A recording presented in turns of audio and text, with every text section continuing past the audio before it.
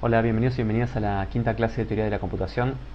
En la clase de hoy, perdón, me adelanté un poco. En la clase de hoy vamos a estudiar primero Turing reducibilidad, que es una manera de definir qué significa que un lenguaje se reduzca a otro. Vamos a hablar de complejidad descriptiva, que es una manera de medir cuán compleja es una cadena. También se conoce como complejidad de Kolmogorov. Después vamos a usar la complejidad descriptiva para hablar de incompresibilidad. Empecemos por definir la noción de Turing reducibilidad, pero para eso hagamos un pequeño repaso. Algunas de las clases anteriores habíamos visto la noción de reducibilidad many-one o reducibilidad funcional. Lo que decía es que, dados dos lenguajes A y B, decíamos que el lenguaje A se reduce funcionalmente, o se reduce many-one, o se reduce muchos a uno al lenguaje B, si existe una función computable f que recibe, o sea que a cada cadena del alfabeto le asocia otra cadena del alfabeto, o digamos una cadena del alfabeto que podría ser la misma o distinta, tal que para toda cadena posible del alfabeto W pertenece al lenguaje A si solo si f de W pertenece al lenguaje B. Esta era una manera de decir qué significaba que el lenguaje A se reduzca, perdón, que el problema de decir si una cadena está en el lenguaje A se reduce al problema de decir si una cadena está en el lenguaje B. En algún sentido, esto hace que el lenguaje A sea más simple, o más fácil de decidir que el lenguaje B. ¿Por qué decíamos eso? Porque bueno, si tuviéramos un procedimiento de decisión para el lenguaje B, o si tuviéramos una máquina de Turing que nos sabe decir para cada cadena si pertenece o no pertenece al lenguaje B, podríamos fácilmente construir una máquina de Turing que decida si una cadena pertenece o no pertenece al lenguaje A, porque esa máquina de Turing lo que podría hacer es aplicar la función f, que ya es computable, ya dijimos que era computable, fijarse si f de W pertenece o no pertenece al lenguaje B, y si pertenece al lenguaje B es porque W pertenece al lenguaje A, y si no pertenece al lenguaje B es porque W no pertenece al lenguaje A, porque eso es un sí solo sí. Entonces, bueno, esta noción de reducción está bien, o sea, es útil, pero tiene una contra, que es que no captura exactamente la noción de reducibilidad que uno tiene en mente cuando dice que un problema se reduce a otro. Por ejemplo, bueno, recordemos el lenguaje AMT, que es el lenguaje con el que venimos trabajando un montón. Es el lenguaje que consta de las descripciones de máquinas de Turing acompañadas de cadenas, tales que M es una máquina de Turing y M acepta la cadena W. Este lenguaje ya sabíamos que es semidecidible, pero no decidible.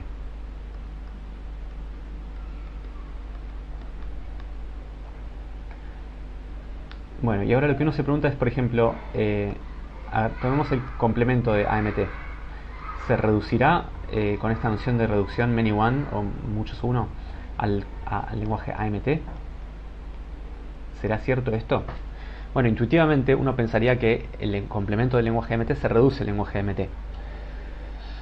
Porque uno diría, bueno, si yo quiero saber si una cadena pertenece o no pertenece al complemento de AMT, lo que puedo hacer es fijarme si pertenece o no pertenece al complemento a AMT, perdón.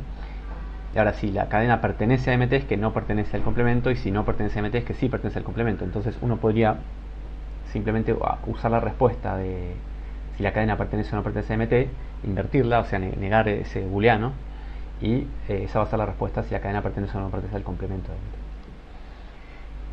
Esa idea es correcta, pero no encaja dentro de la definición de reducción funcional o reducción many-one. La reducción many-one, o muchos uno, o funcional, esos eran sinónimos. ¿Por qué esto no encaja dentro de esta idea que yo tiré antes? No encaja dentro de la definición de reducción many-one. Bueno, porque esa idea que yo tiré por ahí, digamos, lo que pide es que yo pueda fijarme si una cadena pertenece o no pertenece al lenguaje MT, y después invertir la respuesta, o sea, manipular de alguna manera el output. ¿Está bien? Y la reducción many-one no nos permite manipular el output. Lo que nos permite es manipular el input. O sea, lo que nos permite es fijarnos si una cadena pertenece o no pertenece al lenguaje B, pero no nos permite, por ejemplo, negar esta respuesta, toda esta respuesta. Bueno, y de hecho esta reducción de acá abajo no va a ser cierta, o sea, esto así como está no va a valer. ¿Por qué? Bueno, porque este lenguaje es semidecidible y este lenguaje no es semidecidible. Eso, ambas cosas ya las habíamos visto en alguna clase anterior. Y si hubiera una reducción many one del complemento de MT a MT, entonces, por un lema que también habíamos demostrado la vez anterior, o alguna de las veces anteriores, como este lenguaje es semidecidible, eso implicaría que este lenguaje también tiene que ser semidecidible, porque para semidecidir si una cadena está o no está en este lenguaje, yo podría aplicar esa función computable, fijarme si pertenece al lenguaje MT y devolver esa respuesta para el complemento. Bien, entonces, ¿cuál es el estado de las cosas hasta ahora? Es que tenemos una noción de reducción, pero esa noción de reducción no captura exactamente la noción intuitiva que uno tiene de reducción. Entonces, para definir una mejor noción de reducción, lo que vamos a definir es la idea de máquina de Turing con oráculo.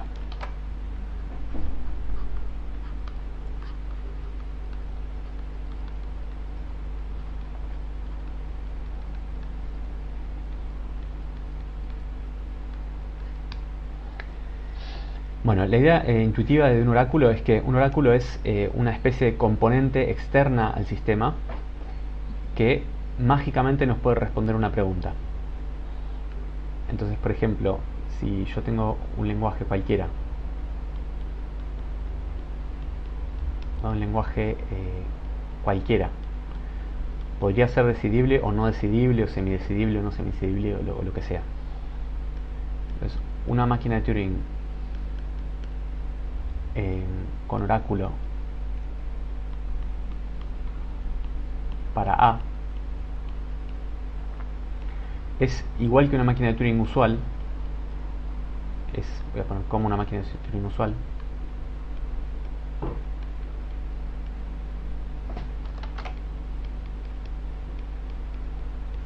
Pero además tiene una instrucción. Voy a poner cuenta con una instrucción para ver si una palabra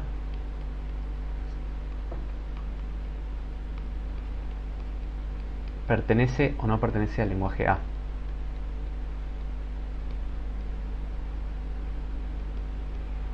O sea, en algún momento, en algún lugar de la cinta, en un fragmento de la cinta, la máquina escribe una palabra y ahora tiene una instrucción que le permite preguntar: ¿esta palabra pertenece o no pertenece al lenguaje A? Y suponemos que hay una componente externa al lenguaje que es mágica, que funciona de alguna manera que no sabemos cómo es, no nos interesa tampoco, que nos sabe responder si esa palabra pertenece o no pertenece al lenguaje A.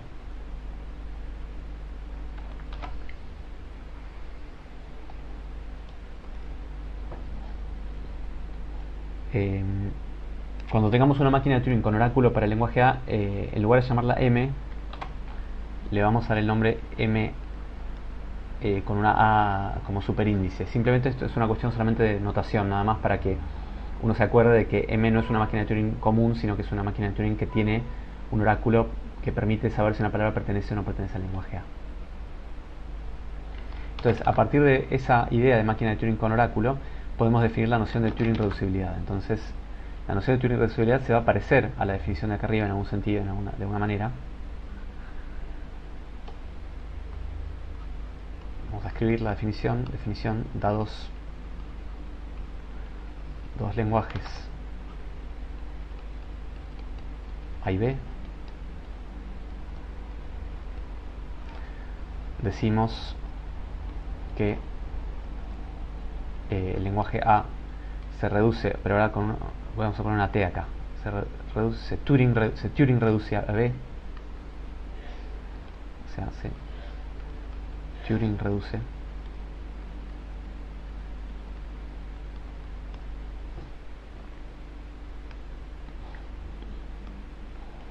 si existe una máquina de Turing La vamos a llamar MB.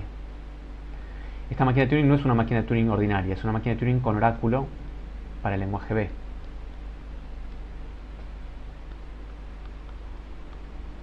Y esta máquina de Turing tiene que decidir el lenguaje A.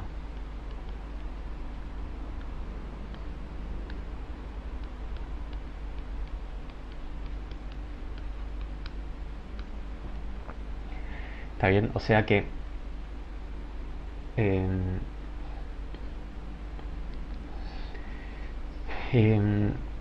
lo que la máquina de Turing, esta MB, lo que tiene que hacer es, dada una cadena, siempre tiene que terminar y tiene que devolver, tiene que aceptar la cadena si la cadena pertenece al lenguaje A y tiene que rechazarla si no pertenece al lenguaje A. ¿Está bien? En ese sentido hablamos de decidir.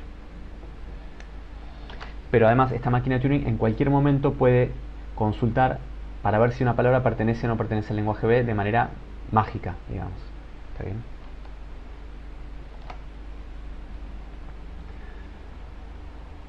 Entonces, bueno, algo que... Bueno, por ejemplo, algo muy fácil que uno podría ver es que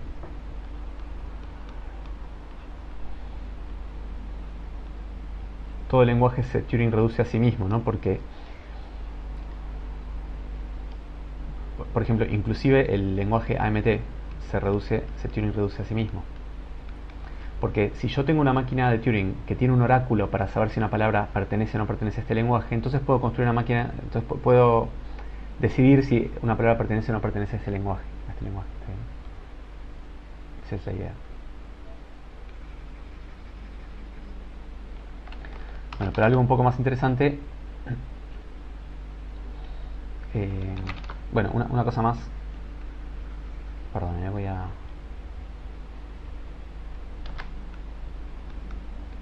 AMT Turing reduce a AMT, esto ya lo dijimos. Otra cosa que también podemos ver es que el complemento de AMT Turing reduce a AMT. ¿Por qué? Bueno, porque si yo tengo un oráculo que me permite saber si una palabra pertenece o no pertenece al lenguaje AMT, puedo construir una máquina de Turing que me dice si una palabra pertenece o no pertenece al complemento, porque simplemente, dado una palabra cualquiera, me fijo si está en este lenguaje y eso me da, la acepto o la rechazo. O sea, si quieren pensémoslo como un booleano que nos da true o false, y lo único que tenemos que hacer es negar ese booleano para dar una respuesta. Bueno, un ejemplo un poco más interesante es este, ¿no? Es que EMT se reduce a AMT. Ahora recordamos igual que es cada uno de esos dos lenguajes. AMT era el lenguaje que ya conocíamos, lo voy a copiar la definición.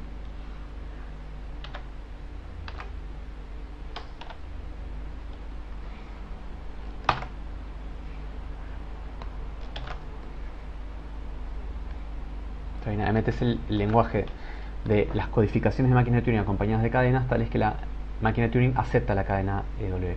Ojo que esto es una máquina de Turing ordinaria, ¿está bien? No es una máquina de Turing con oráculo, es una máquina de Turing común, usual, como la quieran llamar.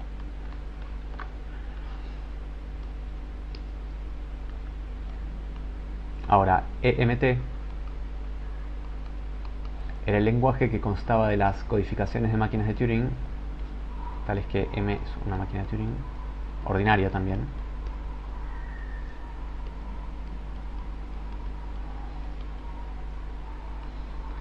Tal que el lenguaje que reconoce la máquina de Turing M es el lenguaje vacío. Y LDM era el lenguaje de las cadenas que la máquina de Turing M acepta. Bueno, y lo que podemos ver como teorema, digamos, es que el lenguaje EMT se reduce Turing al lenguaje AMT.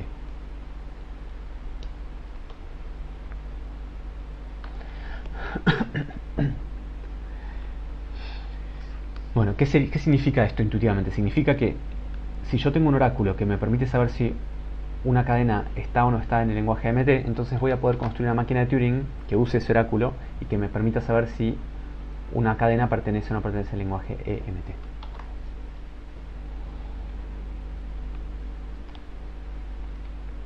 Bien. Entonces lo que vamos a hacer es, vamos a construir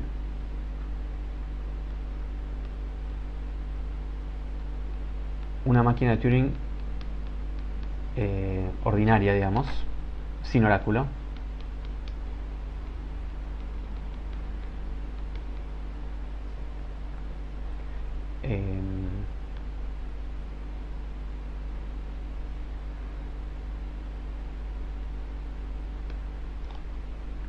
Perdón, dada una máquina de Turing ordinaria M, vamos a construir otra máquina de Turing ordinaria, llamémosla N,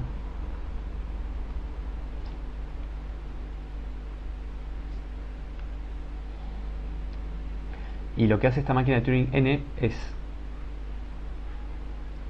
dada una palabra cualquiera, llamémosla alfa esa palabra. Bueno, la máquina N va a ignorar la palabra alfa,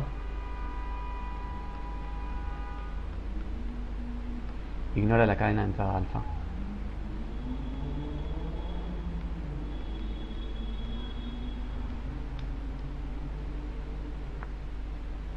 y lo que hace es empieza a probar con todas las posibles palabras del alfabeto, todas las posibles palabras que se pueden armar en el alfabeto. O sea, consideramos una enumeración de todas las palabras del alfabeto.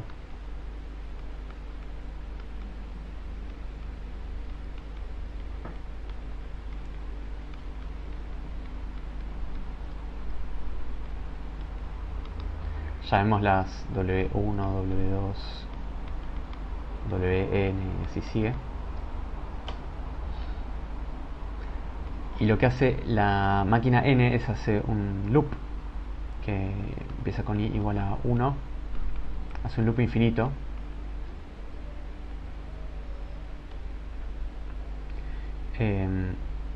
Si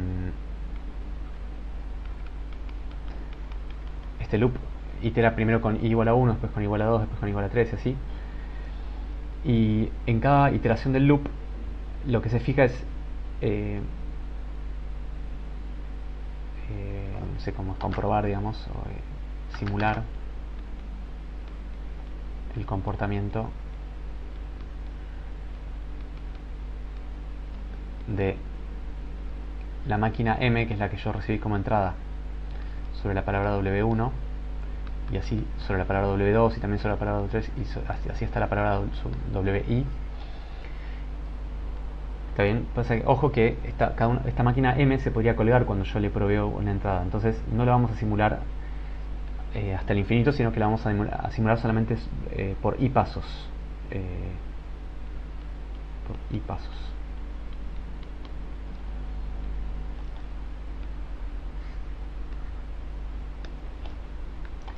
Y si alguna de estas, si en algún momento alguna de estas máquinas acepta alguna de estas palabras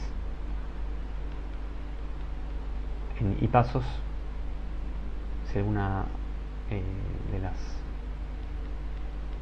MWI acepta, esta máquina termina y acepta la cadena de entrada alfa.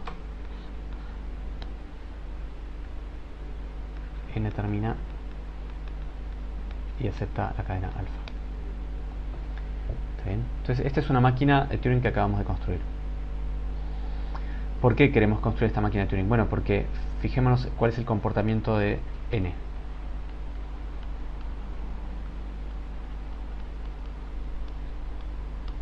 Bueno, N ya dijimos que ignora la cadena de entrada alfa. Entonces veamos cómo se comporta, por ejemplo, sobre la cadena vacía.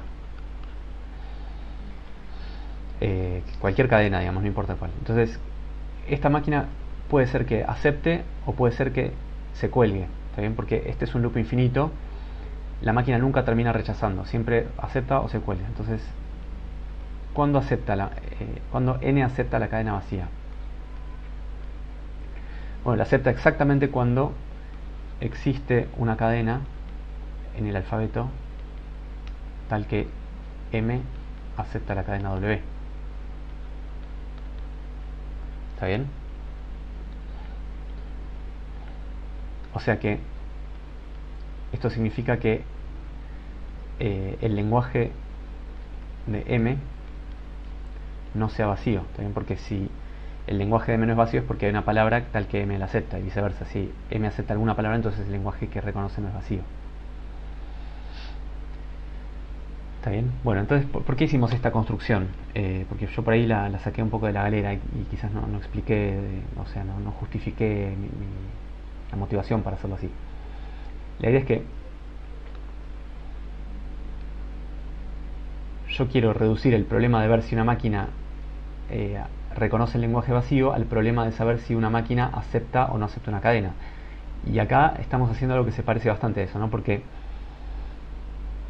yo sé que el lenguaje de M va a ser vacío si solo si N no acepta la cadena vacía. Entonces, ahora, para terminar,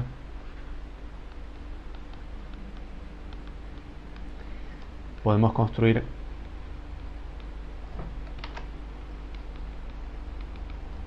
una máquina de Turing con oráculo. Esta máquina, llamémosla, no sé, S, tiene un oráculo para A sub mt. Y esta máquina tiene que decidir el lenguaje E sub mt.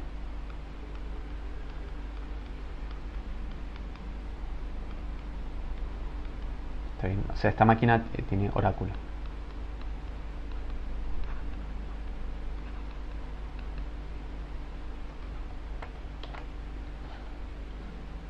¿Está bien? Fíjense que si hacemos esto,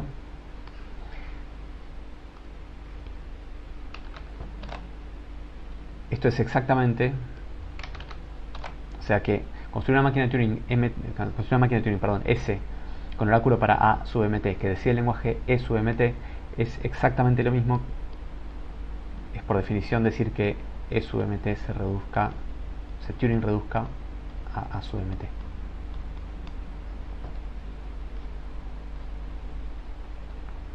Entonces, ¿cómo construimos esta máquina S sub mt?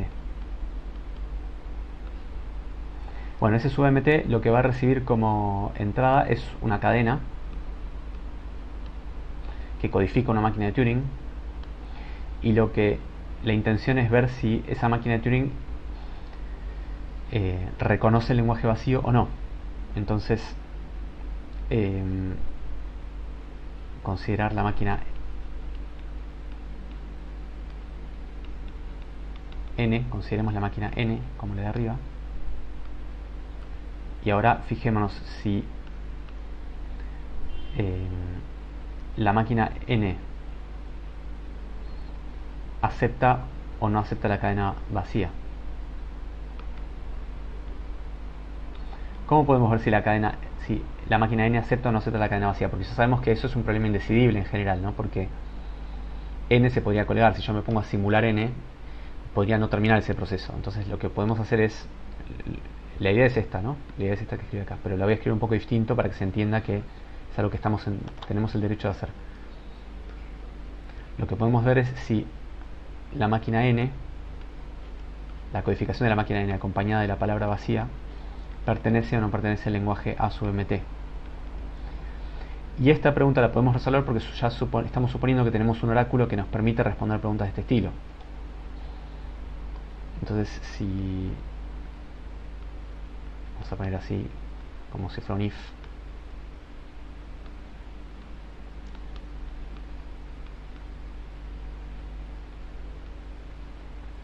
si la máquina N acompañada de la cadena vacía pertenece al lenguaje mt, entonces vamos a rechazar, y si no, vamos a aceptar la cadena de entrada.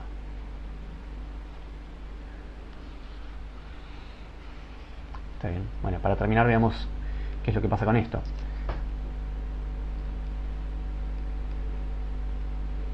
Esta máquina, dada una codificación de una máquina de Turing M, o sea, la máquina S, dada una codificación de una máquina M, acepta la cadena si solo si N epsilon pertenece a sub mt.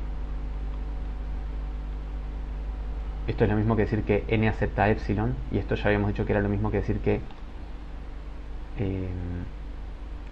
perdón, acá lo dije mal. La máquina S a sub mt acepta la codificación de la máquina M, la acepta en esta rama, si solo si la codificación de la máquina N acompañada de la cadena vacía no pertenece al lenguaje MT. ¿Está bien? Porque sería cuando entramos en el else de este if. ¿Está bien? Esto es lo mismo que decir que N no acepta la cadena vacía, que es la negación de esto de acá. Y esto es lo mismo que decir que el lenguaje que reconoce la máquina M es vacío. Y esto es lo mismo que decir que la codificación de la máquina M pertenece al lenguaje E sub mt. ¿Está bien? Bueno, y similar con rechazo, o sea, si esta máquina M rechaza, perdón, si esta máquina S rechaza la codificación de la máquina M, entonces es porque la codificación de la máquina N acompañada de la cadena epsilon pertenecía al lenguaje A sub mt, y eso significaría que la máquina N sí acepta la cadena vacía, y eso significaría que el lenguaje reconocido por la máquina M no es el lenguaje vacío, significaría que la codificación de la máquina N no pertenece al lenguaje E sub mt. En conclusión,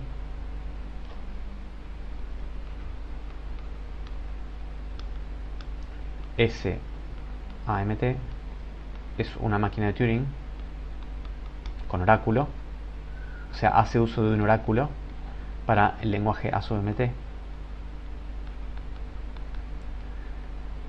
que decide el lenguaje E sub mt, porque dijimos que acepta una cadena si solo si pertenece al lenguaje mt y rechaza una cadena si solo si no pertenece al lenguaje E sub mt.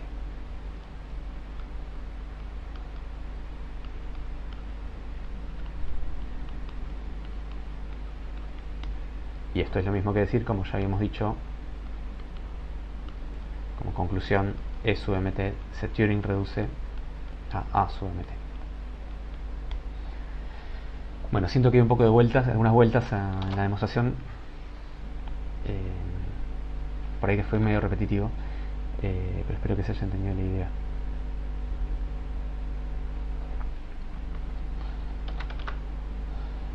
Bueno, y miremos una última cosa, digamos, que son las consecuencias de que un lenguaje A se Turing reduzca a otro lenguaje B. Y estas consecuencias son similares a las que ya habíamos visto para la reducibilidad many-one.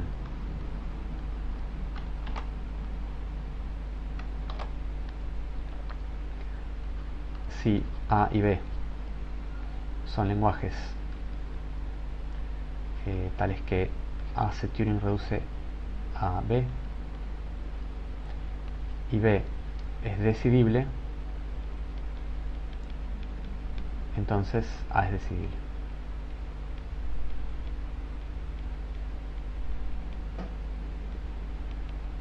Bueno, ojo, que para la otra noción de reducibilidad, para reducibilidad many-one, este teorema valía así, parecido, digamos, cambiando acá la T por una M.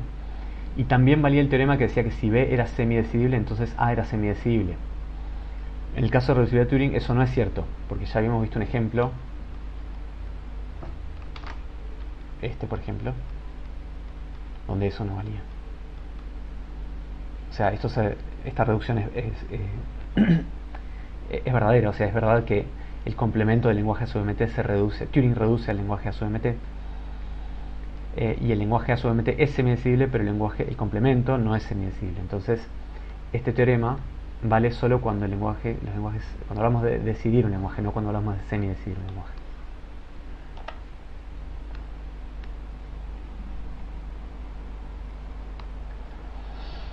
Bueno, entonces tenemos dos lenguajes A y B y sabemos que A se Turing reduce a B. Entonces, por definición, sabemos que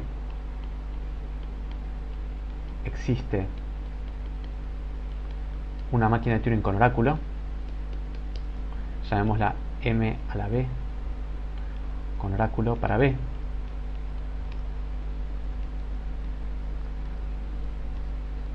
Y esta máquina decide el lenguaje A.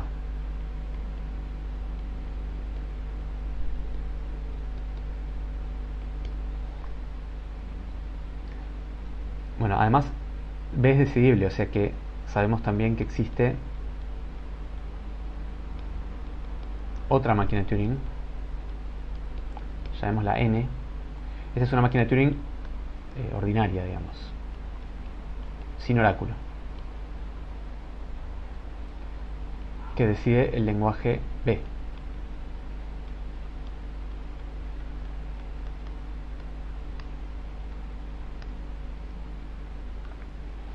Y ahora lo que queremos hacer es encontrar otra máquina de Turing ordinaria. O sea, queremos ver que A es decidible, o sea, queremos ver que existe una máquina de Turing ordinaria. Llamémosla, no sé, S. Que decide el lenguaje A.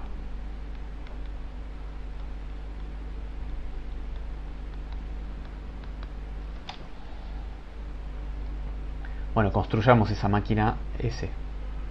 Construimos S así.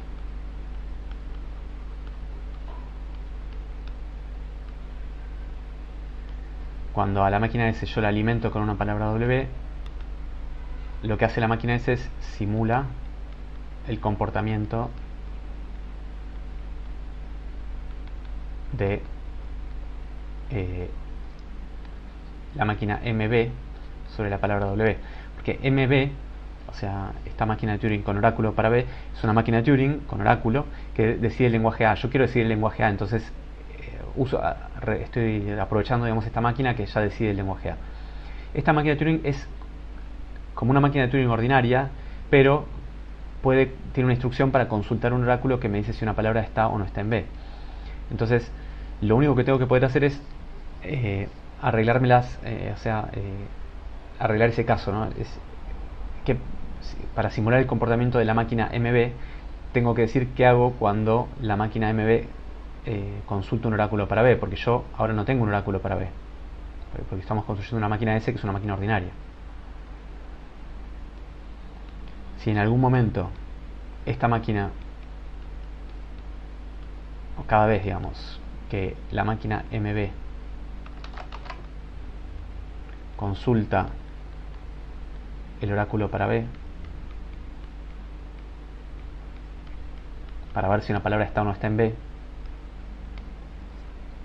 bueno, lo que podemos hacer es usar la máquina, simulamos la máquina M.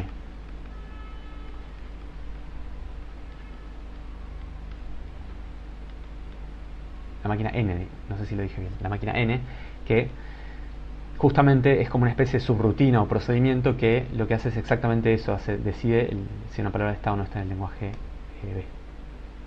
Bueno, es muy fácil ver que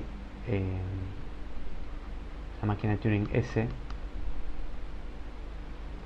decide el lenguaje A, ¿no? Es decir, una palabra cualquiera, si la máquina S acepta una palabra, es porque estaba en el lenguaje A, y si la rechaza es porque no estaba en el lenguaje A. O sea, la rechaza exactamente cuando no estaba en el lenguaje A.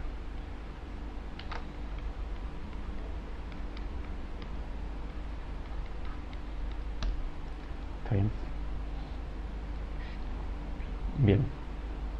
Bien, y ahí terminé la demostración de este teorema. Bueno, entonces la conclusión de esta parte de la clase es que, recapitulo rápidamente, ya habíamos visto en clases anteriores una noción de reducibilidad que era la reducción many-one, y esa noción de reducibilidad o de reducción servía, o sea, era útil y estaba bien, pero no captura en su máxima generalidad lo que uno tiene en mente cuando habla de reducibilidad. Por otro lado, esta nueva noción de Turing reducibilidad o Turing reducción, uno pensaría que sí está capturando la noción de reducción que uno tiene intuitivamente. Y tenemos este teorema que dice que si un lenguaje se Turing reduce a otro y el segundo es decidible, entonces el primero también es decidible. Pero este teorema no vale hablando de lenguajes semidecidibles, o sea, si B es semidecidible, entonces no necesariamente A es semidecidible.